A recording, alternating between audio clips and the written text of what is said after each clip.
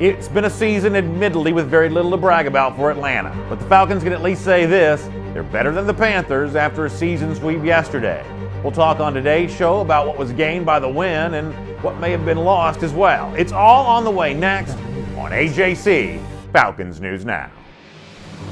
This is AJC Falcons News Now, sponsored by Miller Lite. Here are your hosts, Brandon Adams and former Atlanta Falcon Chuck Smith. Hello, everybody. Welcome to AJC Falcons News Now, presented by Miller Lite. My name is Brandon Adams. This is the former Atlanta Falcon Chuck Smith, and there's a win to talk about. Falcons beat the Panthers on Sunday by a final score of 40-20. And well, Chuck, what'd you think? I thought the Falcons showed a lot of resilience, meaning all the things that have happened the last week. Yeah, I thought the Falcons came out, played hard, and I could tell the Falcons were going to play really hard when I watched how Devontae Freeman came out. I mean, he came out, when he started running, I could kind of tell that this was going to be a good day for the Falcons, but I was excited because no one wants to continuously lose from the player standpoint. I know the fans wanted to lose. Well, some of them. They wanted that draft pick to continue to improve. We'll certainly get to that part of it here in a minute, but it's really kind of the continuation of a theme for Atlanta, which there's a lot when you compare the Falcons to the Saints. Falcons fans don't necessarily have those bragging rights. Saints are better right now. Saints have a Super Bowl championship. That's something that Atlanta doesn't have. Same with Tampa. Tampa's had some more bound years, but the Bucs in their history have hoisted the Lombardi Trophy. So Atlanta probably feels like it doesn't necessarily have the ultimate bragging rights against Tampa. But all-time winning record versus the Panthers, season sweep this year. This is that one team in the NFC South where the Falcons say, hey, you can't say nothing to us. I mean, if you're the Falcons organization, you look at Carolina and say, this is an organization that little sister. Little sister. It is. That's the team that we have bragging rights against, and that's both true, I guess, historically speaking, but also here in 2019 as well. Yeah, and I agree. Like I said, we look at Charlotte like a sister school. Sister city, and the reason why they came on late, and we always hear they came in later, right? What they come in around 96? 96 they were in the. I want to say they made a playoff for 96. Like 96. So when you look at Carolina, and here's the thing that we've always heard for millions for years. Well, Carolina is Atlanta 20 years ago, something like that. In 20 years, Carolina's growing. We're going to be bigger than Atlanta. But Carolina, when you look at the history of the rivalry, it's only been a few years of a rivalry. We've kind of dominated this thing, but they continue to fight on. But they're in a bad situation now with the transition of the owner because they look absolutely uninspired versus the Falcons. And by the way, we are live today after having me on assignment on Friday. Chuck had to step away, so we weren't able to take comments Friday. We'll take a lot of your comments on both Facebook and YouTube today. That's coming up. Hope you'll enjoy that. We're sponsored by Miller Lite, the official beer of the Atlanta Falcons. It tastes great. It's just 96 calories. It's a great choice as you're watching some football here as you head towards the weekend, or maybe some Monday Night Football here tonight. Before we get comments, though, Chuck, let me show you a couple sentences from Michael Cunningham, his column about the game in the AJC. I'm curious to find out if you agree with this. Admittedly, I'm not quite so sure that I do, at least the full context of this. Michael writes that the Falcons have improved. That's not enough to salvage their season and probably won't be enough to save Coach Dan Quinn's job. But it means something. Save the jokes about it meaning worse draft position for the Falcons. This wasn't the day for that. So Michael Cunningham on the pages of the AJC, on behalf of the Falcons, kind of celebrating that win for Atlanta, saying that this was a day worth celebrating. It was a day to sort of show that Atlanta has made some improvement. Kind of making the Bucs loss the aberration of the second half of the season. And in those words, Cunningham kind of takes it farther than I'm willing to go. The players that played in the game, obviously they deserve to pat each other on the back, but I don't know that the win for Atlanta yesterday really symbolized much of anything. Atlanta's playing against a kind of a lame duck team that's already fired its coach. As you mentioned, it's an organization in flux. I don't know that you're giving trophies out for beating this version of the Carolina Panthers. I don't mind the players themselves being happy, but I'm not going to write too much in the way of flowery descriptions of what Atlanta was able to get done yesterday. One of these two teams had to win. It just happened to be Atlanta. Yeah, and that brings me to this, Brandon. I think when you look at the Falcons and you look what happened, I understand what Michael's saying, and I understand what you're saying. Yeah. But to me, I agree a little bit more on what he said because anytime you win and you just came off a loss, you've made an improvement. And as I look at this game, one of the criticisms that I have has been with Vic Beasley and Takk McKinley. Yeah. Now, whether I believe they have moves or they're going to continue to be good, yesterday they were productive. Sure. So that within itself for those two is improvement, right? Now, whether they do it next week, we might be back to, well, they can't rush. Yeah. But as far as the running game, there was improvement, right? As far as, to me, some of the young guys in the offensive line, McGarry and Lindstrom, there was improvement. Lindstrom was out there. So to me, there were improvements in this game, but I think the big picture is that they played a team that's terrible, and they also played a team that they've had a lot of success. So it's not like it was against San Fran coming up next week or something like that. But I think the Falcons did make improvements, and it starts with the individuals, to me, more than necessarily the win. You mentioned Lindstrom. We'll get to his story on this later on because I do think that's an important part of what did come out of the game for the positive yesterday with the Falcons. And I'll agree with you that if you want to look at the second half as its kind of own season right now, even in the midst of the really bad performance against Tampa, overall you can say that Atlanta's pass rush has gotten better in the second half of the year. Yeah, they're much more aggressive getting after the quarterback. Well, numbers speak for itself, and I mean, it is what it is. Numbers don't lie. So for me, when you go from, like Vic Beasley, from 4 to 6, oh yeah, you made an improvement. So now you're 4 off from getting double digits, right? Now, but the thing is, the overall picture when it comes to like the pass rush, you did it against a terrible offensive line, right? Yeah. But you still did it. Yeah. You know, and the pass rush has gotten better. They made a lot of small changes. You also see Vic Beasley now in a 3-point stance. You see Takk McKinley in a 3-point stance. Yeah. You see the guys have gotten tighter. You see more pressures. Devondre Campbell got a sack yesterday. So I liked what the defense has done. They're taking calculated risks. They're blitzing when they need to, but the front four, the guys have been effective. Well, let me read Dre's comment here on Facebook and see what you think about this. Dre says it was an absolutely pointless win. Should have been playing the backups. You got injury to Ridley. TRUFANT'S done now, and for what? Pride? Yeah, but I guess. I mean, so I find myself kind of agreeing with Dre here a bit that when you see a guy like TRUFANT go down with an injury, when you see, and his season's done, by the way, we'll get more into that. Calvin Ridley's situation not quite as determined. He has an injury situation that he's dealing with yesterday. It does kind of remind you of the risks associated with having what you think of as frontline starters playing in a game like this. And in terms of the pride gain from saying we're better than Carolina, I don't mind telling you, I'd rather have the draft pick. I'd rather have that draft positioning. I believe, according to the AJC, looking at some numbers from Tankathon, it looks like Atlanta has now dropped to 8 in that draft position now that they've beaten Carolina. And this is still in flux. There's more games here to come. There's a big difference in the 8th pick and the 5th pick. And there'd be certainly a big difference in the 5th pick and the 3rd pick. You know, Atlanta, the more it drops down, the less likely it is to really get that player that has a strong likelihood of being a difference-making game changer in his rookie season. But this is bigger than just what a fan thinks. Not to me. I know I love what the fans think, but this is these guys' job. Yeah. So fans, I love it. I hear your opinion, but who goes into their job and just quits? Yeah. When things aren't going well, not nobody that I'm watching. I hope you ain't doing that and you're a quitter. Sure. So things aren't going well because you're in professional football. You think someone should just stop playing? You're kidding yourself. So to me, I know you want the 8th pick, but all that to me is fantasy talk. These guys have a job. They're playing for their job. They got families to feed. So I'm not trying to put a cloud on what you're saying. Yeah. But these guys got a family to feed. So if anybody's watching, if your job's not going good, are you going to quit? Are you going to stop? Because guess what? If you quit now, that's going to kill you with your next owner who's trying to hire you. I understand that. Yeah. So I guess here's the way I would respond back to that. I can't fault players for wanting to play hard and win. Right. You can't do that. But at the same time, I think you should not fault fans for saying the result of the win actually makes things worse for Atlanta. So for the players and the coaches who are fighting for their jobs, I get that for them. But they may have helped themselves yesterday, but they did not help the organization. Yeah, I hear what you're saying. Yeah. I'll double down on it. I think a fan that really thinks that, I think that's kind of weak. I think a fan that thinks anybody should stop working hard and almost have the ability to lose money for their families.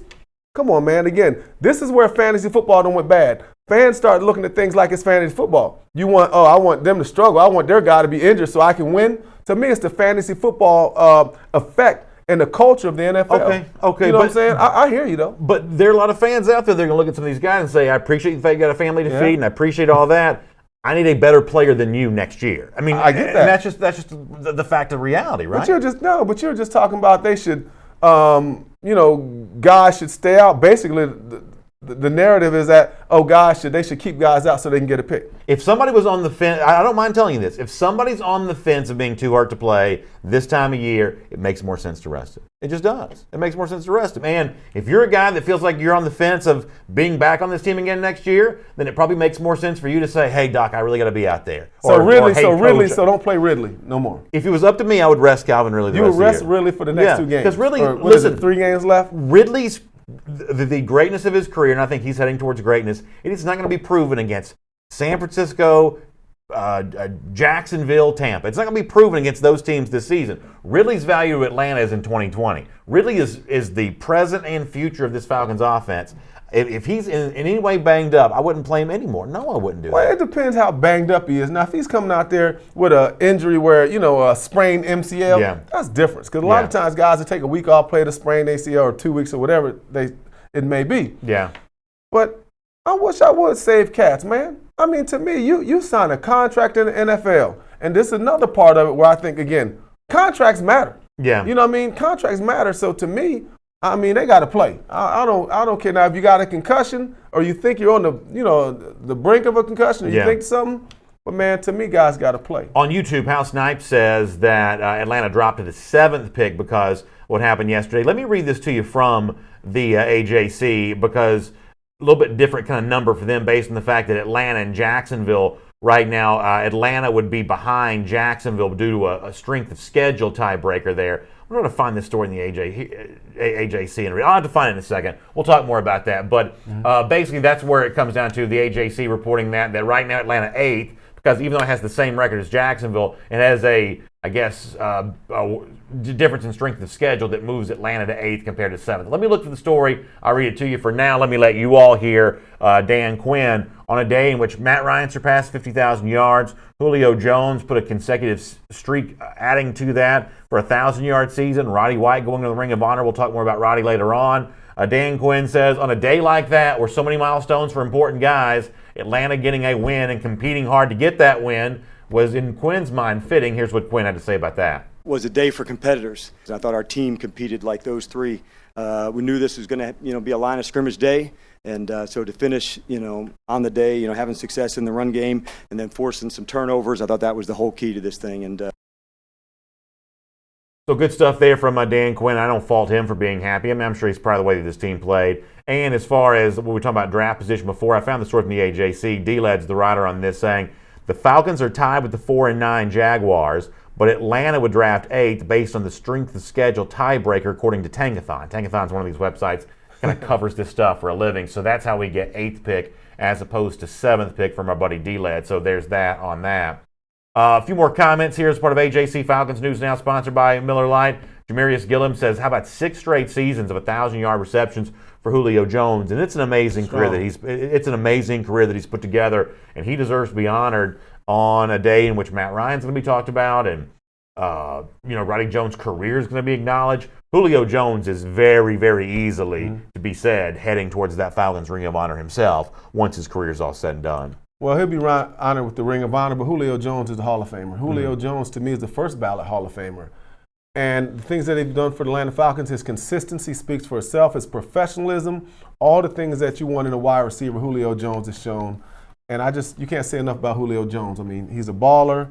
He's a tough guy. He's a leader. He helps young guys. So many things that are great about Julio. Terrence the Terror says on Facebook, the overall goal is to win a Super Bowl, which is not happening this season. So the best thing is to prepare for next season. That's rest the players that matter. Terrence, that's an interesting comment. I agree with you on that. Chuck disagrees. Andrew Sorley says, everyone stop hyping up Chase Young. We can get the best guy with a 6th-round pick. Just look at Grady Jarrett. We play to rise up. And I don't completely disagree with that, even though I'm one of the ones that's most guilty of hyping up Chase Young. I'll acknowledge that. It is true that first-round picks, even in the top 10, are by no means givens. And as much as I look at a guy like Chase Young and say, how could that skill set fail in the NFL? I mean, I've been as guilty of hyping up Chase as anybody has. The overall point of it's possible to draft a successful player no matter where you're picking, that is true. And how many draft picks you get is probably more important than where you pick. It's why if Atlanta has a chance to trade down, compile more assets, more draft picks, that's probably the best overall thing to do. So even though I'm guilty of hyping up Chase Young, it is true that it's possible to get a great player no matter where you're picking. Well, let me start with this when you're talking about hyping them up. If we measured hyping them up in a man form, you would be what's his name? Lamar Ball. Yeah, I'd be LeVar Ball. You'd be LeVar Ball. You're the LeVar Ball of big Chase baller Young. brand sitting over here in the host. You are taking it to another level, LeVar Ball, when it comes to hyping up Chase Young. Yeah. I like Chase Young, but I'm gonna just tell you like this. No one player cannot win a Super Bowl for you. You're gonna need three pass rushers. Let me tell you the team to me that's been the best example of this. No one's talking about the Raiders, John Gruden now. I don't hear anybody on TV ripping John Gruden like they did when he first traded away Khalil Mack. So now he got Max Crosby. Max in the 3rd or 4th round out of Eastern Michigan. He's got 8.5 sacks. Yeah. We got Clelin Ferrell from the first rounder from Clemson. I'm sure he's got 5+ sacks. Right. So then you look at they got Maurice Hurst in like the 4th round out of Michigan. He's got 4th or 5th round. Work with me. He's got 5 or 6 sacks. Then I can go down the list. So to me, when you look at this Chase Young, they need more than that to win the Super Bowl. Now let's go real quick. Let's go to Miles.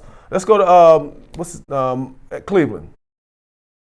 What's Miles' name? Oh, Myles Garrett. Yeah, Myles Garrett. Yeah. All right, work with me. Myles Garrett, you got him, but he ain't won no Super Bowls yet. They ain't even been to the playoffs. Yeah. So you got Myles Garrett. So to me, the best guy that they develop on that D-line is Larry Ogunjobi, a center out of Charlotte. A nose guard out of Charlotte. So Myles needs help, right? But then you got Ogunjobi, you got all these other guys. They had Emmanuel Ogbah. So if you look at what the Falcons, as far as the Falcons, I'm adding a piece here. And if it's Chase Young, I love it. But I believe that we can find value in a pass rusher in later rounds if we can't get Chase Young. I agree with that. Okay, Michael Williams, how about this comment? I think this is very interesting.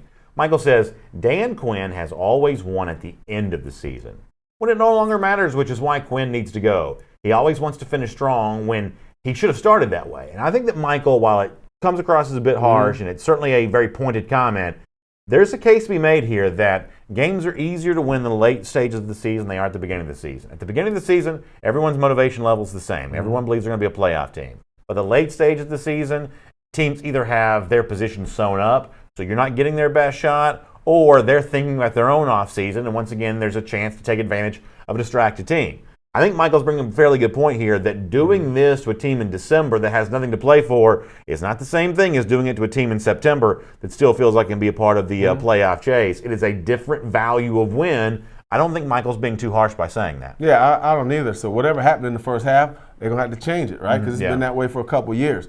But the players get paid too. All right, so when they're running a basic inside dive with Freeman in the first game, that's basic football. Yeah. I mean, you know what I'm saying? I want to get mad at Dan Quinn because maybe that play, the guys got blown up, but it's hard. Okay, now let's talk about McGarry getting beat up, the last couple of weeks. Yeah.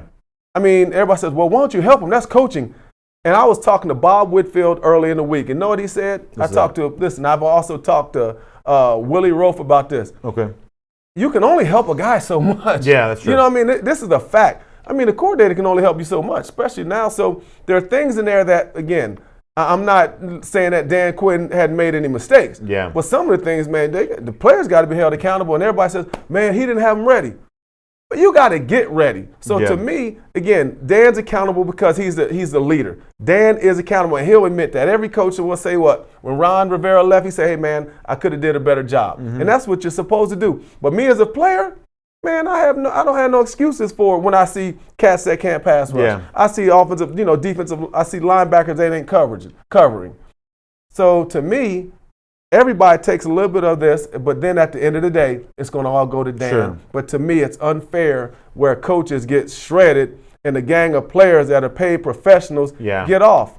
Javar Sheets on YouTube says, I agree Atlanta needs to focus on tackling, blocking, defense and offense, and molding wide receivers for next year. And I guess what some people are also saying to go along with what Javarius is saying there is that involves some younger players. Now, we'll get into Lindstrom's return yesterday. I thought that paid dividends for Atlanta. I thought it was important. But, this idea that the guys that really should be, if Atlanta's going to win games, then let young players be what lead you to that direction, giving some of these guys that you've drafted a chance to find out what you've got in them, especially since, clock is ticking on their time here in Atlanta. I want you to find out more about some of these younger players.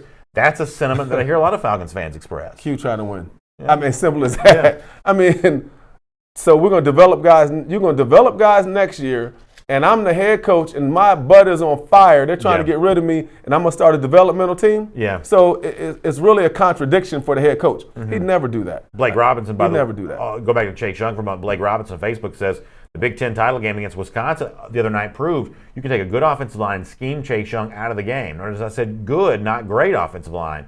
That's why he's questioning the ability of Chase Young to be great in the NFL. I mean, I guess it's probably true that no matter how impressive a prospect is, there's always going to be a case to be made for why it might not be quite so easy to predict true success. Right. When you look at defensive linemen, you look at what we're talking about, and let me go back to this real quick before I go to where I'm going. By all means. I watched Wisconsin. I watched Chase Young. You talking about guys, you just gave Chase a pass. The tackle from Wisconsin absolutely blocked him. Chase was one-on-one. Yeah. But in the second half, Ohio State started sending some pressure. Yeah. Got Chase going and give him a lot of credit. He was able to pin his ears back and tee off because they got a lead. Yeah. They were in control. But when you look at defensive linemen like a Chase Young, listen, man, there's no perfect pass rusher that dominates every game. Reggie White got his butt whooped from Eric Williams from Dallas, right? Yeah. Ray Roberts, a big tackle from Washington, used to put his hands on Reggie. Reggie got frustrated. Lots of teams. Reggie White, let's give Reggie an example. Because, look, Chase Young ain't never going to be like Reggie White. Yeah. But what I would say is this, man, you know how many times Reggie White didn't get sacks? You know how many times? But so when we watch highlights, we just see greatness. Yeah. So Chase Young, he's going to get blocked. Everybody gets blocked, but to me, Chase Young is a great pass rusher. But to me, is he a generational type pass rusher? Man, he's going to be a great pass rusher like Bosa, like Myles Garrett, you know what I'm saying? But the generational type guys, the J.J. Watts, those kind of guys, Aaron Donald, he's not one of those guys, but he has the potential to be a dominant player. That's Chuck Smith, the former Atlanta Falcon. My name is Brandon Adams. It's AJC Falcons News Now. It's sponsored by Miller Lite. By the way, if you like Falcons coverage, the most in-depth Falcons coverage available is in the AJC. And if you want the most AJC Falcons coverage, the best way to get that is to become an AJC subscriber. If you go to the website on the screen, subscribe.ajc.com/Falcons News Now, you can find out about all the subscription options available to you. And when you make your choice, as a special thank you, you'll also get this officially branded Falcons cooler as a thank you when you go to the website, subscribe.ajc.com/Falcons News Now. You can get Sunday home delivery. You can get 7-day home delivery. You can get the daily e-paper sent right to your device. Lots of choices for you to kind of decide from. And whichever option you choose, as a special thank you, you do get the Falcons cooler. Go to subscribe.ajc.com/Falcons News Now. All right, let's talk about the Matt Ryan performance here, surpassing 50,000 yards for his career and really putting himself in the category of all-time great Falcons quarterbacks and really nearing that category of best quarterbacks we've seen in recent NFL history. Given where the career is up to this point, we obviously don't know how it's going to end for Ryan. He's got more prime years left, but how's Ryan judged? What's his ultimate legacy here in Atlanta for you? Well, I tell you what it is greatness. Let me just go back. If I hear this again when it's comparison to a Falcon quarterback, all the old timers, well, you know, Bart was the best quarterback. You know, growing up around here, being from Athens, and you guys growing up in Atlanta, hear it all about Barkowski. Matt Ryan right now is the standard. Yeah. He is the standard from what a quarterback in Falcons history should be. Right? He's the best we've ever had. You know what I mean? 50,000 yards is crazy. Yeah. I mean, Matt Ryan, he's going to be on the ballot of the Hall of Fame one day. Yeah. Now, whether he gets in or not, right now, I'd say no. Right now. But if Matt Ryan can somehow get the Falcons over the hump, or matter of fact, not Matt Ryan, because one player ain't going to get the Falcons over the hump. Yeah. If the Falcons can win a Super Bowl, Matt Ryan goes in as a Hall of Famer. But right now, he's just a quarterback that's, throwing a lot. Now, different than back in, let me tell you different. People say, well, Dan Marino did it. This was in an era where nobody threw the ball like Matt Ryan. Right. So now everybody throwing. I mean, not taking nothing away from Matt, so, feel me here. Yeah. This is a league of everybody throwing. So to me, that will be undermined a little bit when you look at the qualifications for the Super Bowl, for, the Hall of Fame, because Dan Marino, nobody threw back then. So, I mean, Dan's, his numbers compared to the people of his era, like, whoa. That's really interesting because I was thinking about Dan Marino myself, because if you look at quarterbacks who didn't win the Super Bowl. Now, if you're not, I'm 42, so Marino's kind of my era growing up as a kid. Marino is like one of the big figures in the NFL. Didn't win a Super Bowl, but put up a lot of yards for the Dolphins. And when you think about, at least in my lifetime, of that gold standard of quarterback who didn't win the Super Bowl, but everybody kind of considers to be great. Marino is certainly that guy. And Ryan, for whatever reason, doesn't get that same contemporary treatment. And I'm guessing it's because Ryan has played in an era where there are a lot of franchise-style quarterbacks who won't win Super Bowls. Phillip Rivers is going to be one of those guys. Matt Stafford's going to be one of those guys. Tony Romo's career came and went. He was one of those guys. We have had kind of this collection of franchise quarterbacks in a time when the league just throws the ball more than it used to. Marino's passing yards stood out so much in the 80s. Right. He could be without a Super Bowl and still considered a great quarterback because what he was doing just looked a little bit different than some of what was happening around the rest of the league. Ryan fits into a category now of a lot of guys trying to get over that hump. I think that Ryan, you could make a case, is better than a lot of those guys are, and I think that sometimes in his own city, he's unappreciated because of the fact that I think that even now he gives Atlanta a chance to be back in that Super Bowl conversation before his career's done. But it's kind of funny to figure out what his place is in football history. He's not quite a Dan Marino. He's obviously not a Tom Brady or a Peyton Manning, one of those guys that have really validated their careers with the Super Bowls. It's sort of hard to figure out exactly what the right comp is, the comparison for what Matt Ryan's career is. It's a great career. I agree with you. It's in the Hall of Fame conversation, maybe not quite enshrinement in Canton. I believe it gets on the ballot. Yeah. I believe it gets on the ballot because, look, he's at 50 now. Matt Ryan ain't going nowhere no time soon. I mean, here's the thing about Matt Ryan. To me, that could add to his book of work. And then when people start saying, hey, maybe he is a Hall of Famer, Matt Ryan never gets hurt. So Matt Ryan, I can tell you this, he's going to be here for some years. Now, I'm talking about more than 2-3 years. I mean, Matt Ryan looks like he can play forever. He loves the game. He's here. He's one of the greats. And Arthur and them obviously, put him in position. He's well off. But let me tell you a guy that played my day that sort of is a comparison, but he's got multiple Super Bowl losses. Jim Kelly has 4 Super Bowl losses, right? Yeah. So Matt might get there. You know what I'm saying? If he gets to a couple more Super Bowls, you got to lose a lot. I don't want to see us lose a gang of Super Bowls. Right. But Jim Kelly, it just seems to me all the other things that helped him were legends on that team. I think it's interesting. So when you look at these great teams, like you look at Bruce Smith, you look at Cornelius Bennett, you look at Thurman Thomas, I mean, I can go on and on. The wide receiver they had that went to the Hall of Fame, there was so much Andre Reed, there's so much awareness brought to this team that you're going to benefit from it. And let me just give you one other group. Look at the New England Patriots. You got guys, man, that from in the past that are going to that are on the ballot. Willie McGinnis, Richard Seymour. Yeah. All these guys that catch that are part of the nucleus that years ago that are part of this team that get credit not for it. And let me just tell you, the problem Matt Ryan has. Outside of Julio, outside of Julio, I want to say Roddy White, because I don't think personally at the time Roddy White was a national, one of those guys that, oh man, we got to watch Roddy White every week. You know what I mean? Sure. So, but I think Matt Ryan, the biggest thing with Matt, there have not been enough superstars to me that got him far enough to validate where they got this team. They're a team full of stars. Yeah. And Matt Ryan, has helped, build this, franchise. And that's kind of how I feel about it. I just think there's not enough awareness on what he's done. Because whatever Matt Ryan does, people recognize because Matt. So nobody's coming to the team and say, wow, man, Matt just helped Devontae Freeman just be an incredible player. Yeah. Right now, there's not a lot of people out that they can say that to because they can't say that about Julio. When people talk about Julio, they don't talk about Matt Ryan. I think it's very interesting. Jim Daniels also has an interesting comment on Facebook, says, Matt is still getting it done, even with a subpar offensive line. When you get that right, the sky's going to be the limit, hopefully not too late. I think those last 3 words are really what stands out to me. When it comes to Matt Ryan's career in Atlanta, and I know that he takes a lot of heat right now because it's in the midst of a bad season, and it's not unfair to call everyone into question in the midst of what's been a bad season for Atlanta. But the notion of it not being too late for Matt Ryan, I absolutely believe that's true. It's not too late. Career-wise? Yeah, career-wise. Oh, yeah, man, please. Not too late. That ain't true. Ryan. No, I'm saying I agree with you. Yeah, I agree with you. Ryan's got prime years left. They're going to take place in Atlanta. The full story of his career, I think, is far from finished and far from written. And I'm making a comparison to another kind of 80s, 90s era quarterback for a moment. I'm old enough to remember when John Elway was the guy that couldn't win the big one. I'm old enough to remember when he was losing Super Bowls, and all of a sudden people thought that he was heading towards a Dan Marino career. Then he tacks on 2 at the end of his career, and he goes into a very different category in terms of how he's viewed. It's not too late for Matt Ryan to do something in the final stages of his prime years that completely redefines the previous years before that. I feel almost like you took a shot then. Marina, I mean, Elway got my Super Bowl ring. Oh, that's right. No, that was the.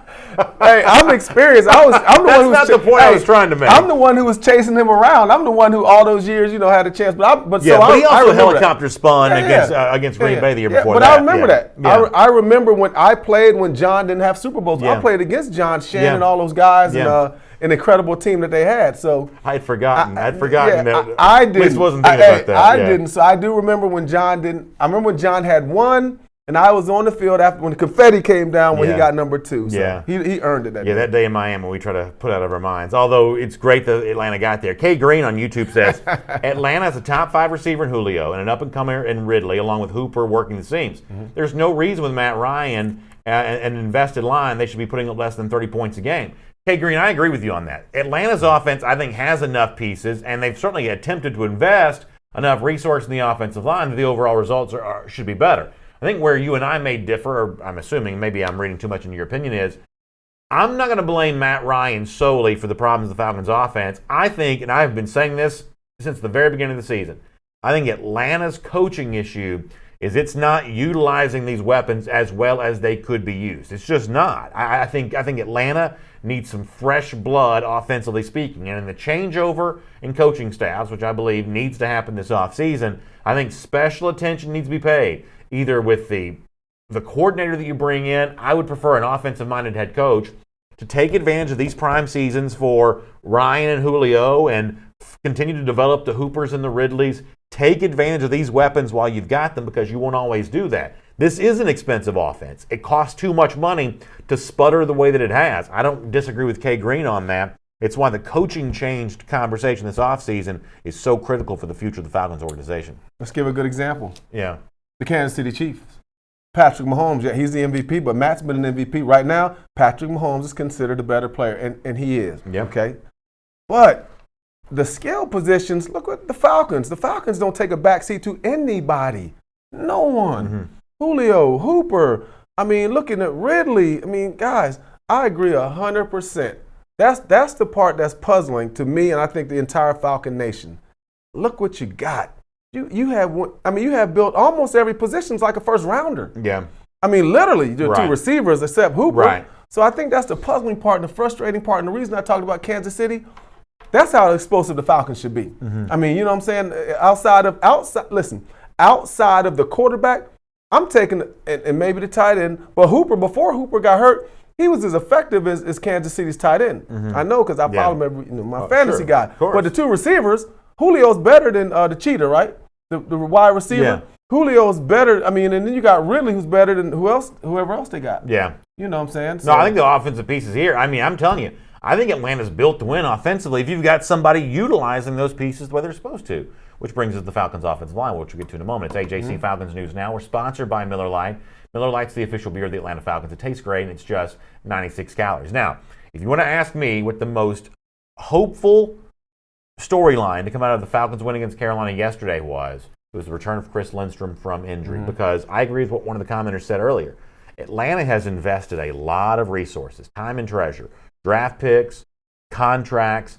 This offensive line has underperformed compared to the number of free agents and trade ups and first round picks they have there, and part of that problem has been the fact that Chris Lindstrom's been injured. Yesterday, he came back, played a good bit there on the right side, and a lot of the success that Atlanta enjoyed running the ball with Devontae Freeman yesterday came on that right side with Lindstrom in the game with the other rookie over there, Caleb McGarry. Right. Chuck, that's a bright spot for me. The fact that Lindstrom, it's too early to tell one way or another, but certainly there's no evidence to suggest that Lindstrom's a bust right now. If anything, there's some reason to feel like that he may be a permanent part of your offensive line moving forward. So his return from injury yesterday, the fact that he returned in a capable manner, I think that's a pretty good sign for Atlanta all the way around. Yeah, I think so too. You draft those 2 guys, McGarry and Lindstrom, to solidify your offensive line. And see, the Falcons, I think what they're seeing is Quentin Nelson. They're hoping, praying that the all-pro offensive guard, from Indianapolis, who completely changed the dynamics of this offense. To me, what you're looking from Lindstrom, you want that guy that can open up the running game, right? You're hoping that he becomes a powerful, dominant offensive lineman, and he showed a lot of that yesterday. I was very impressed with him, very impressed with McGarry, it's good to see him back. Now, the only disappointing part, he's not a bust. I mean, it's his first year. You got work. Yeah. And to me, even if he struggled next year, you're not a bust. Right. It takes time. But the disappointment is he got hurt and didn't get the play time. That's right. Offensive linemen, how they get better is playing time. Yeah. So I'm excited about where he's at, and hopefully now moving forward, he's getting 100% of the reps. Here is what Falcons coach Dan Quinn had to say about the return of Lindstrom and his excitement about being back on the field and what he was able to contribute to the team. Here's Quinn on Lindstrom. Well, number one, we're pumped for him. This is a guy get back and get right, and so he's been chomping at the bit to get going. And so I thought for his first performance, I'm looking forward to watching it tonight. But you felt his physicality, you always do. And in practice this week, you could tell he was going to not be denied. In fact, I saw him on Friday, and I said, "Hey man, he had a good week, and won't we wait on to next week?" And he about stood up. No, I'm ready to go right now. So I wanted to make sure he was good and he had a good week, and it was good to see him get reps today, and we'll see if we can increase that based on what we saw from the game.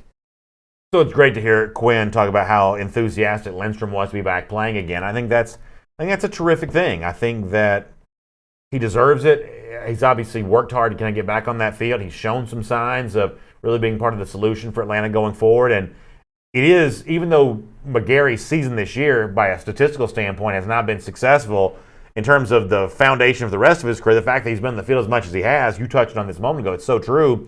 Lindstrom has not had this. And so if you ask me why do the final games of the season matter and for whom do they matter, Lindstrom's one of the first names I'll mention. That's a guy you want to really see what he can kind of develop into here with San Francisco and Jack and some of these teams looming near the end of the year. Oh yeah, you said San Francisco. We'll learn about his toughness against the Niners. Yeah, I mean, for sure. I'm seriously, For what sure. a good way to measure your guy. But I mean, give him a lot of credit. Those guys come in there competing, and to me, McGary, I've seen some games where he did really well. I liked what I saw against him. A few plays against J.J. Watt, didn't turn it down when they played against the Texans.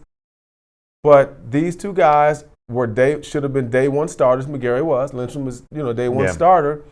And you have to develop these two. They have to be the rocks of your offense. They have to be ready, particularly next year. Mm-hmm. If this offense is going to take the next step, they have to be literally the epicenter of what's going to happen around this offensive line. Because we've already seen Jake Matthews, he's a decent player, right? Mm-hmm. But you can't have both tackles needing help. So maybe next year McGary becomes an all-pro type tackle, and then you help Matthews. Because right now Matthews looks like normally he needs help just like McGary. I got ahead of myself on the show sheet a little bit. Some folks want to talk about Matt Ryan. We were talking about Ryan going past 50,000 yards passing yesterday. We're also going to let you hear Ryan talking about his own thoughts on that milestone. Can we hear Matt Ryan on the 50,000-yard mark? Here's what Ryan had to say about that. Obviously, very, very proud of that, of going over 50,000 career passing yards. And, I've been fortunate on a day where we honor Roddy White. It was cool to have him back because he was such a huge part of my career. It was cool. I got out of the locker room just in time to kind of see the end of his speech, which was great. And, I'm so happy for him. But then to win the game, too, I think it makes the day all the better. And I'm proud of the way that we played today. We competed hard. Offensive line played extremely well, ran the football effectively, and our defense and special teams played lights out.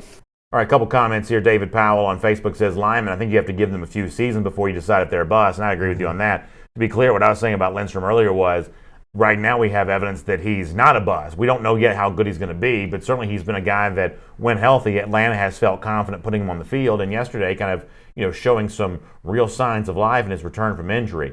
Mark Brantley's comment I agree with. It says, he says, if Atlanta doesn't hire an offensive-minded coach going forward, we will essentially waste the Matt Ryan era. Please bring in a coach that will build an offensive scheme around Ryan and let him go no huddle. He goes all caps with most of that. I think it's justifiable to kind of yell that out there into the internet void because that's it. I mean, Ryan's a good decision maker. Ryan's got good receivers. Put pressure on opposing defenses by playing faster, going no huddle as much as you possibly can, really taking advantage of that. I think that's what Matt, at least in my eyes, that's kind of what Matt Ryan was born to do. Yeah, I agree with you. And one of the things you've talked about, it's a passer's league. It is. Right now, it's the passer's league. So let's give some good examples. Mm-hmm. Right now, the New England Patriots, they can't really throw. Their offense is stagnant. But a great pass, if they were throwing the ball, they'd win. Because, look, their defense, they got a great defense, but they still can't win. Right. Look at the San Francisco 49ers yesterday versus the Saints. Mm-hmm. I mean, nobody could stop each other. The team who could score in the end won. Yeah. So a lot of these games are coming down to scoring. So in the Falcons, their identity, if they basically become dominant passing the ball, it would basically help the defense. They got to score points because a lot of times you see especially this defense, you know, they've had some challenges. We just talked about Kansas City. Their defense is terrible. But guess what happens with this team? They do what? Their offense outscores everyone. Right. And what you saw yesterday with Kansas City, their offense scores, and then the defense gets a chance to rush the passer. So then you see Chris Jones and Frank Clark, guys like that, have success. But the Falcons, the identity of this team, as much as I want to say defense, with the guys we got on offense, it has to be a 30-point-a-game offense for us to one day get back to the Super Bowl. Blake Robinson's got an interesting comment. I want to read that in a second. Brett Richardson also says, we can't win the big game with Matt Ryan. Brett, I don't think that Matt Ryan has a big game problem. Now, I know he's lost some playoff games. You can cite some of those. He's also won some as well. And obviously the loss that still kind of hangs over the Falcons like a dark cloud, that Super Bowl, I don't think you put that loss on Matt Ryan. I really don't. I mean, I think that Ryan, if anything, is part of the reason why Atlanta built that lead. I think that Ryan's performances in big games have been fine. There have been some losses. There have been some playoff defeats for Atlanta, but his overall ratio of wins in big games really isn't, in my mind, that different than any other quarterbacks. Listen, Matt Ryan, to me, he's not the reason. There are lots of reasons about the 28-3. I'm not going to get into this. Yeah. But I'm going to tell you this, something I've told my close friends I've never even talked about. The reason why the Falcons lost the Super Bowl because the defense couldn't get off the field. Yeah. And everybody says, well, they played 90 plays. Well, if you stopped somebody, you wouldn't have got the 90 plays. Yeah. And that's one thing that I've always wanted to say, never said, people, oh, man, we should have scored. No. Yeah. You had a big lead. This is where the dogs come out. You understand what I'm saying? So that's not a Matt Ryan thing. Matt Ryan's good enough to take the Falcons to the Super Bowl, but until we solidify the offensive line, until we have a defense that consistently rushes the passer, then we have a defense. Remember, they couldn't stop the run earlier in the year. You got to have a complete team to win the Super Bowl. So to me, Matt Ryan is a small problem compared to look at the secondary. Right. I mean, this ain't exactly like, you know what I'm saying, the 1994 Niners with Merton Hanks and those guys. Right. So there's so many issues right now with the Falcons. The longest neck of all time. Yeah. But to me, Matt Ryan, you know, people beat him up, but man, there's too many other problems right now. Jeff Schuler calls it complimentary football. That's what, when Atlanta's been at its best this season, that's seemingly what it's provided. Solution Sports on YouTube also says, I said Matt Ryan needed to be the best player in the field yesterday, and he did that. He clearly is a top quarterback when he feeds off the momentum of the defense and make plays in the red zone. I think that's a pretty good point there.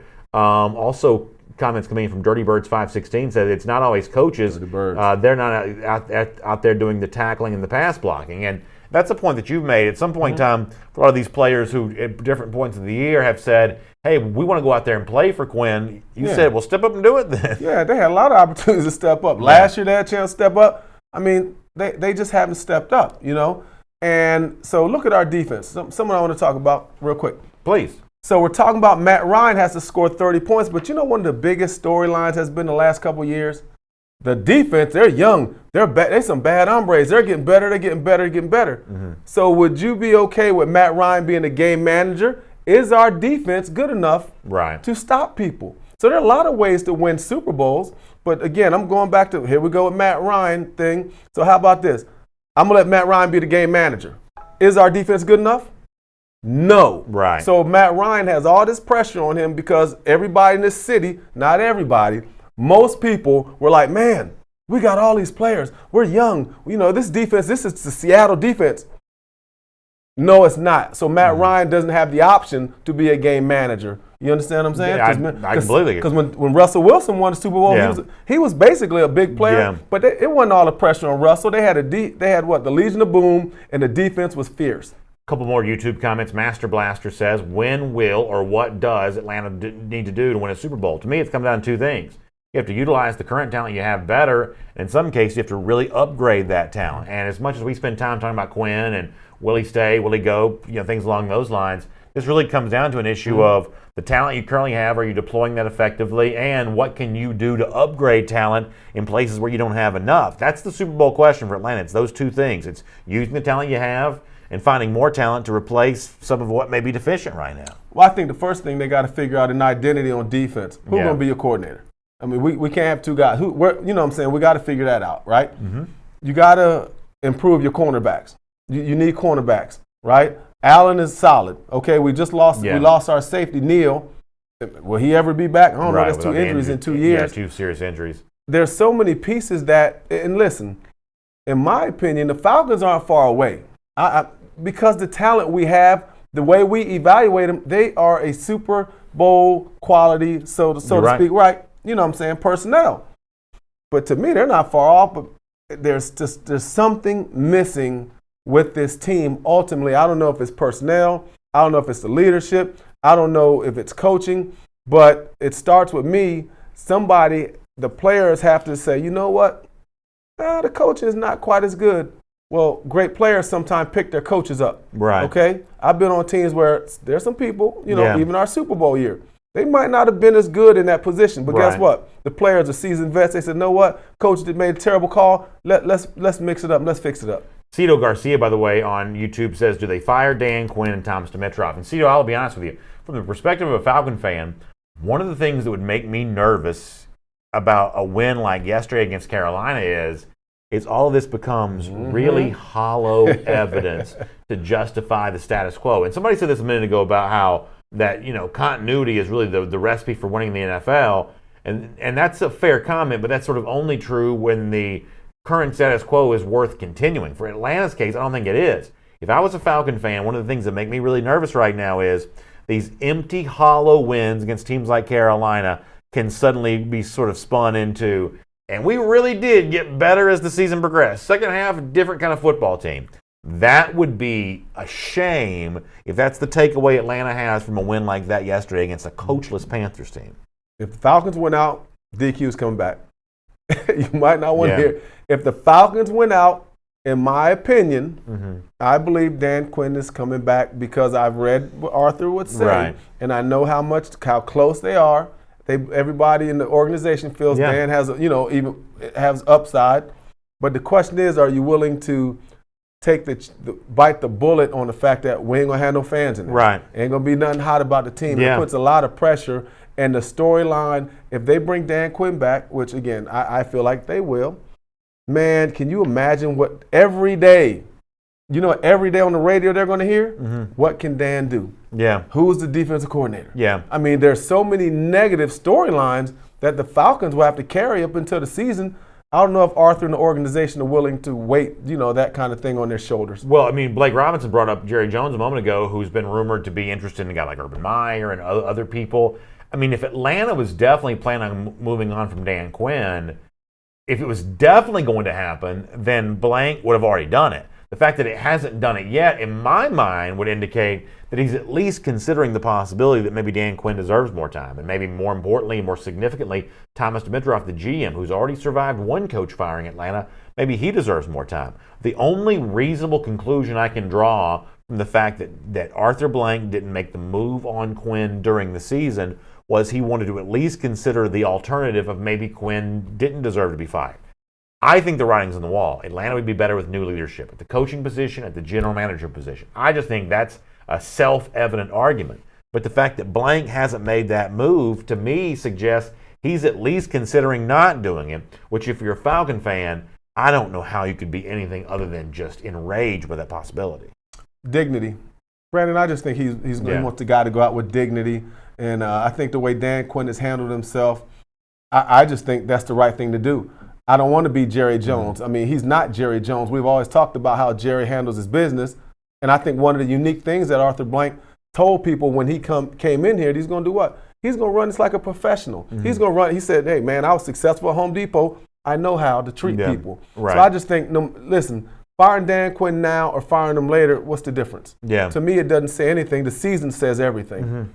Well, that's very interesting to think about. It's AJC Falcons News Now, sponsored by Miller Lite. My name is Brandon Adams. This is the former Atlanta Falcon Chuck Smith. It's great to have you with us. And, of course, it's great to have Miller Lite making it all possible, the official beer of the Atlanta Falcons. It tastes great. It's just 96 calories. Let's talk about Desmond Trufant for a moment because Samaj Blow in our YouTube comment section says that Desmond Trufant hasn't lived up to the hype the entire time he's been in Atlanta, and Samaj is calling for Trufant to now be gone in the future. Obviously, Trufant's injury ends his season. Forearm was going to keep him out for the rest of the year.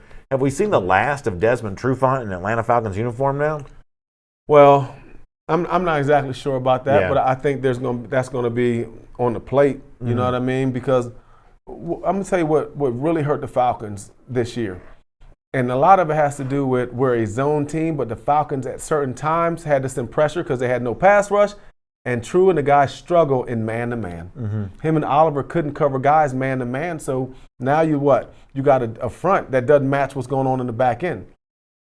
When we went to blitz, the Falcons blitz, they couldn't play man-to-man. Yeah. So he's a cover 2 kind of corner off the ball. But sometimes things happen where you got to go man-to-man.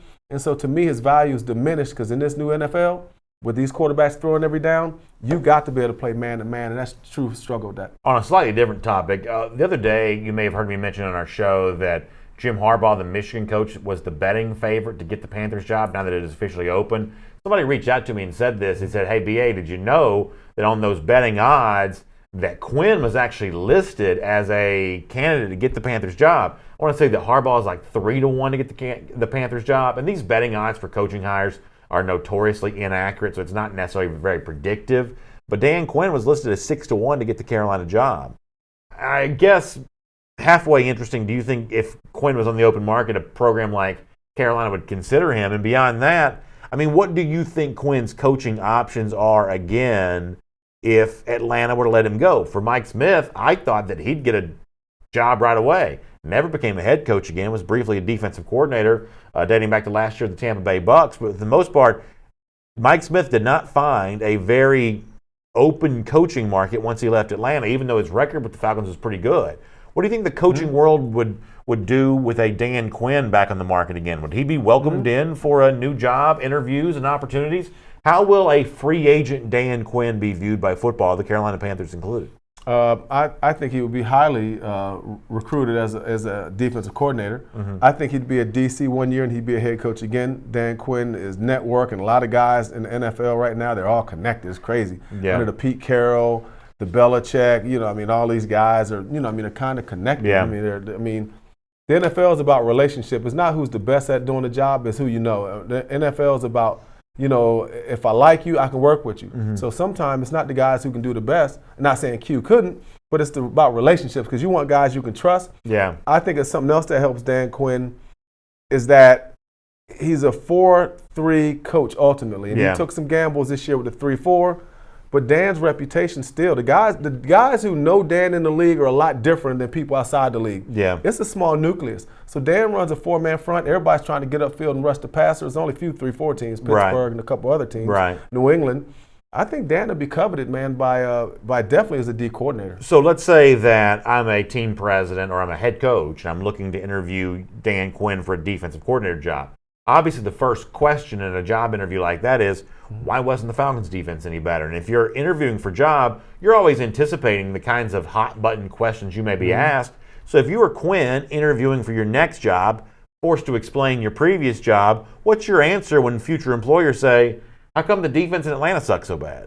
Well, I had all these coordinators. They didn't get the job done. Hey, you laugh, but that's probably true. That's all you can say. Well, I had to transition, man. These guys let me down. You got to find somebody to blame. That's about right there. There's no other thing you can say. That is a good answer from Chuck Smith, to be sure. Hey, let me talk about something else for a moment. And listen, I want to be fair here, but at the same time, I think there's something that's got to be said about this. So, context on all this. Saturday night, the Georgia Bulldogs were playing the SEC championship game in the Falcons Stadium, Mercedes-Benz Stadium. Now, Takk McKinley, Falcons pass rusher, who's kind of, a little bit of a character on social media while watching the SEC championship game, gives you the looking like us and the laughing emoji. Now, my problem with this tweet, Chuck, is not the fact that Tack's making fun of Georgia. He can do whatever he wants to on Twitter. Sometimes McKinley's too goofy for me. Sometimes there's too much joking around. And you look at the responses, it would be unfair to say that McKinley's tweet got ratioed. It didn't. There were more likes and retweets than there were responses to the tweet. So it wasn't necessarily just savaged by the people who read the tweet. But there were a few of the Twitter responses of, why are you joking about what's been a bad season for your team? To me, for a guy like McKinley, who is, because of what the investment Atlanta's made in him, this is still a very important part of the Falcons roster. McKinley didn't have a bad day yesterday, it's fair to point out. I don't like joking about a bad season. I think McKinley jokes around way too much on social media. I think that McKinley makes himself a storyline off the field for too many odd reasons. If I could wave a magic wand and get Tack to stop doing things like this, I think it'd make him a better football player. Yeah, I don't really have as much problem with it because he's making fun of the Falcons too. That's my point. Yeah, I mean, he's making fun of the Falcons, and let's look at it from this point. When someone at UCLA or someone, let's just say California, let's just say Maine, let's just say Idaho, if they follow Tack McKinley, but there's possibly people that follow him. Yeah.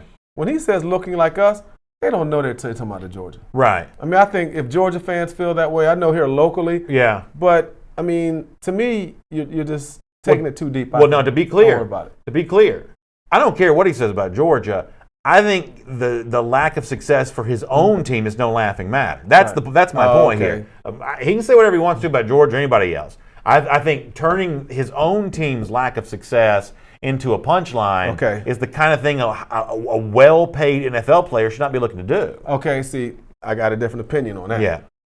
As a player in the locker room, as one of the leaders, I would have brought him up because that would be whack to me. Yeah. I mean, I understand. I mean, at that point, it's just one of those things that now in this new generation, young guys do. So I would probably say, dude, come on, man. Yeah. We're trying to get it in. But now, it's all about visibility. These players, they'll do anything, they say anything for to be seen on, on social media. But again, I just think, look who it's coming from. Yeah. You know what I mean? You just said it. Right. Tack does all kind of things, different. So, I might say, Tack, come on, dog. Right. I mean, and it wouldn't be like, dude, Fair enough. you need to do this. I'd probably be like, bro, come on, man, you tripping on that. But at the end of the day, these young cats, there's nothing you can do about it. You just got to kind of deal with it because the players have more power than the coaches. It is what it is, man. Michael Thompson says McKinley is okay. It's not like he's had to be so serious all the time. Sandra Elliott kind of agrees with that. I guess here's my point, is the requisite seriousness is an important part of succeeding. And you may say, given the defense line you work for, I've seen guys that just weren't quite serious enough to sort of fulfill their full potential as players. That may be true for McKinley. It may not be. But the ability to be serious about the job, serious about the season, that is an important part of the success formula. Yeah, no, you're right about that. And let me just leave it like this. It won't be a long answer so you can come on back. No one else I've ever seen does stuff like this. So, I mean, that's how Tack would handle himself. That's telling. Just saying, no one else, JJ ain't doing this. Bud Dupree ain't doing it. Yeah. Aaron Donald ain't doing it. So there's a different kind of class of pass rushers. So if Tack want to put himself in that class, the great ones would never do something like that. That is a telling comment. It's AJC Falcons News Now, sponsored by Miller Lite. Don't forget, become an AJC subscriber. Subscribe.ajc.com. Get the Falcons Coolers. A special thank you for choosing one of those subscription options. It's the best way to get the most in-depth coverage of your Atlanta Falcons. You can get the daily e-paper sent right to your device. You can get the e-paper plus the Sunday print right there in your home. Read that thing on Sunday morning. Take advantage of all the information that the AJC provides. Atlanta News Now available right there at your fingertips. And, of course, you can also get the 7-day home delivery as well to go along with the daily e-paper. And when you do, as a special thank you, it's this Falcons branded cooler. But you've got to go to the website, subscribe.ajc.com/Falcons News Now for more on that. All right, let's talk Roddy White here for a moment. Falcons on Twitter. Great picture of White. Cool sport coat that he's wearing there. Rich McKay and Arthur Blank flanking him on both sides. His number 84 is part of the Ring of Honor forever. I believe firmly that Roddy White is the most underrated Falcon of all time. Because you look at... Go ahead. Go ahead. White becomes a 1,000-yard receiver in that kind of lost year before they drafted Matt Ryan. People think that Ryan helped the Roddy White career. I think in a lot of ways, White's emergence the year before Ryan got here helped Ryan solidify himself as an NFL quarterback. I think that White is an underappreciated player, obviously fitting to see him go in the Ring of Honor, a player worth celebrating. What does Roddy White mean to you, and what do you think of his Falcons career? Well, I think he had a phenomenal Falcons career. I think he's, his talent speaks for itself. But also, I tell you this, his personality was infectious. People loved it, and Yeah. I think he brought a lot to the locker room. He brought a funny, fun type of personality, but then he brought a dog personality that wasn't afraid to kind of challenge the organization at points in his career. Right. You know what I'm saying? And let me just give you a quick story that I remember. I always remember it was the Jim Moore coaching era. Yeah. And I remember maybe Roddy was a rookie. Was that who drafted Roddy? Was that Jim Moore's time or? Yeah. Somewhere, but it was Jim Moore on the sideline. I always remember, because in the beginning of Roddy's career, people used to always talk about he kept dropping too many passes. Right. You remember? It was about, Roddy can't catch Roddy. So I always remember this, man. This tells me a lot about Roddy. I remember whoever the quarterback was, I remember they threw a deep pass. And I was watching, it was slow motion. Roddy was running. Roddy was open by like 5 yards. He goes up, and I think it might have been a game-winning touchdown possibly, and it goes right through his hands. And this is how you remember when it was. Jim Moore drops to his knees. You remember that? I do remember Jim that. Moore drops to his remember that knees very and does like this. Absolutely puts all the negativity on Roddy White. Yeah. And I remember the next game, I remember him say, hey, things like this happen. I'll make it up next time. And he had a huge game. Yeah. It shows about the resilience, the kind of guy he was. And especially, can you imagine being a young guy and your coaches in the paper? No question. That was a terrible thing Jim Moore did. That's but a really Roddy good White, point. he was resilient, and it speaks for itself in Falcon history. Well, as someone who's kind of a person that gives opinions, and in some cases those opinions can kind of come from an impatient place. If Roddy White's career started now, there would have been a lot of people on a show like this saying, give up on him, get rid of him, give up on him. He can't catch the ball. He's a first-round bust. Right. He only came out of UAB. He's not a player worth building your future around. This is a guy that the Falcons stayed patient with, and they rewarded. Right. They were rewarded for that patience. He did help Matt Ryan become a franchise quarterback because he was a dependable target in those early years of his career. I think he's a terrific player. I really do. And I think it's great to see him going in the Ring of Honor. He picked up Julio, too. I mean, he picked up a young Julio. Julio is well documented. Yeah. He helped him out. So Roddy is cool, good guy. I really like Roddy White, man. He's a really, really special person. And I'm glad, he's being immortalized in Falcon history as one of the greats. Hal Snipes on YouTube says Roddy White versus Richard Sherman was classic. It really was. Right. Kay Green says Roddy White was a tough dude. He was our Hines Ward. And, it's the kind of player that I think for Falcons fans who are old enough to kind of been of age while he was playing, I think that's a guy that you have really fond memories of. And it's great to see him honored the way that he was yesterday. Real quick, Hines Ward was a better blocker and all the other intangibles. Hines wasn't nowhere near as good as Roddy White as a wide receiver, in my opinion. Hines was a tough guy, but Roddy White, to me, was a better receiver than Hines. Yeah, that's a really good comment. All right, it's AJC Falcons News Now. It's sponsored by Miller Lite. Before we're done, let's also check in on some of the big games from around the NFL in Week 14, some of those scores that are out there. Obviously, Atlanta earning its 40-20 win over the Carolina Panthers. Other scores of note, Baltimore continues to do what they do, man. It's an incredible season. Balling MVP now. Lamar Jackson. Yeah, I think you got to say it. Yeah, MVP. I think you got to say it's certainly the leader in that situation right now. Browns get a win against the Bengals. Green Bay gets a win, maybe closer than the experts would have thought against Washington. Denver now finding a way to get another win. Houston kind of falling on hard times here a bit. Yep. Minnesota gets a win they desperately need against the Detroit Lions. The San Francisco-New Orleans game is interesting because for San Francisco to go, get the win in New Orleans the way they did, that's obviously, respectable. But to see almost 100 points scored, I think that if you're talking about Super Bowl teams, you have to ask questions about both those defenses, do you not? Yeah, I don't know say as much about defenses. I'm talking about the offenses, weapons. Yeah. But to me, the story was Garoppolo. Yeah. What he was able to do. Yeah. How the throws that he was able to make were phenomenal. We know what New Orleans brings. Briscoe's going to be a tough out. Yeah. You know what I'm saying? That NFC West, there's some bad hombres in there. Yes, it is. Big division. Tennessee continues to be a very good late season team here, handling Oakland yesterday. And the New England Patriots have some problems offensively, losing to the Kansas City Chiefs. They're average. Right now, I was one of those guys say, Brady will do it again. Yeah. He ain't going to do it this year. Right now, that AFC is wide open. Really, the NFC maybe as well. But with the exception of Baltimore, that's kind of steamrolling, pretty much anything beyond that is very difficult to predict there at the moment. So good stuff from around the league. Obviously, the Giants and the Eagles come up to 9 as a part of Monday Night Football. We appreciate you being a part of our program here today on AJC Falcons News Now, sponsored by Miller Lite. Make sure you tell your friends. We're back Friday at 1 p.m., getting ready for the Falcons this weekend as they get ready to close out the regular season over the course of the next couple of weeks. We'll talk to you then for that. Thanks for being with us here today. It's every Monday and Friday at 1 p.m. It's AJC Falcons News Now, sponsored by Miller Lite. Chuck, appreciate you being here. It's good to be here. Look forward to talking to you guys soon.